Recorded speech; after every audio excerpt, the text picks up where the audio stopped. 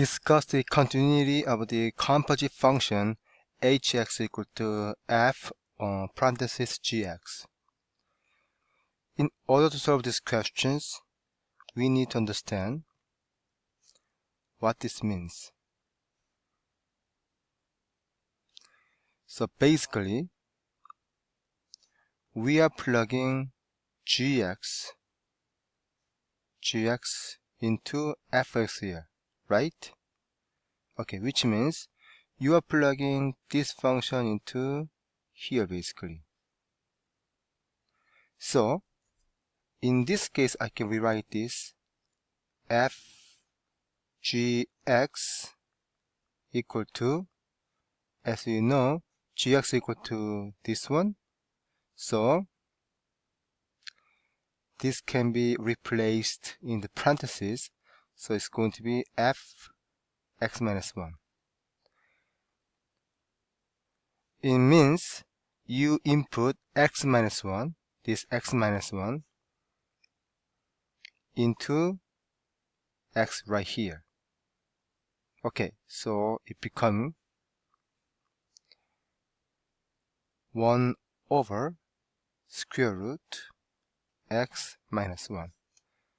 So end up we got hx equal to f gx equals 1 over square root x minus 1. Now let's think about continuity for this function.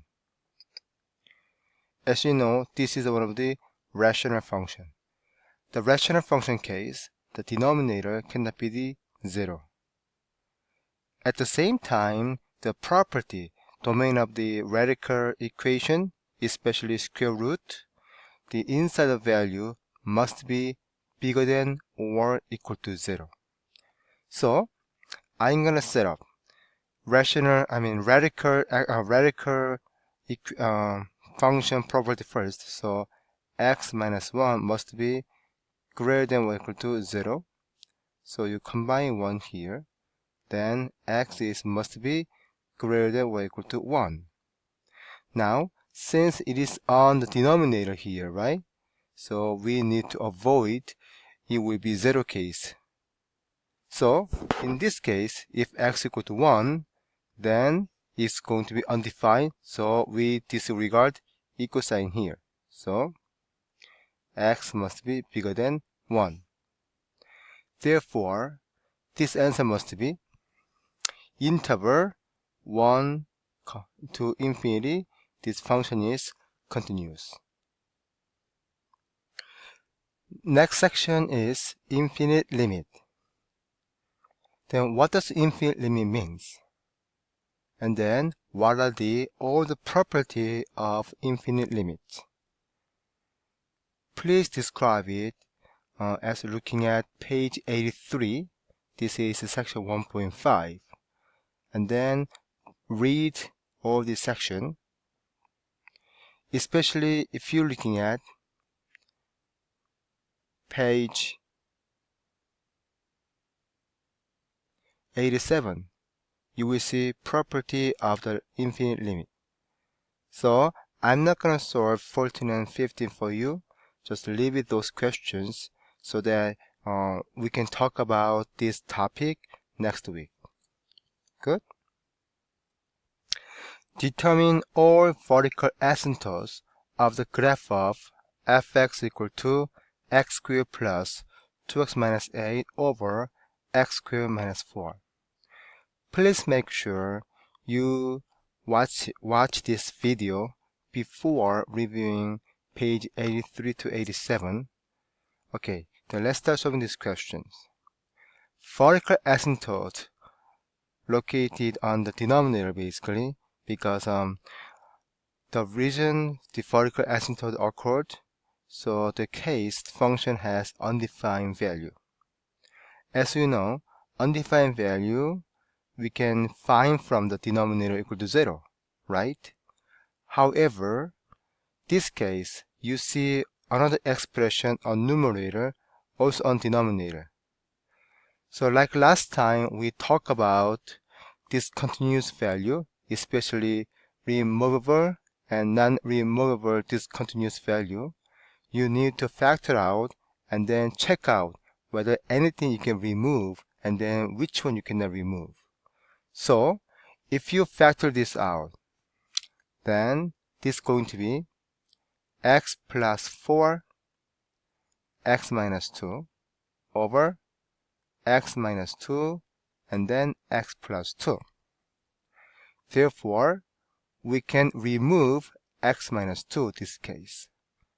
So it means at x minus 2, we have removable discontinuous value exists. And now, x plus 2, this is non-removable discontinuous value. So the vertical asymptote located right here. Okay? Therefore, just to make x plus 2 equal to 0 and minus 2, then x equal to negative 2 here. There will be this function's vertical asymptote. Okay, the next question here. Find the infinite limit. So, infinite limit also located on vertical asymptote. As you know, so this function is same as from here. So, where x equal minus 2, infinite limit will be located anyway, right? So, since we can simplify this function x plus 4 over x plus 2, right? I will use x plus 4 over x plus 2 and then analyze infinite limit. Now, if you test out a very close value to negative 2, such as just using several values here, maybe negative 1.9999, and then another one, so this is on the right side, and then on the negative side, maybe negative 2.00001, then you will have 2.00001 and then negative 1.9999.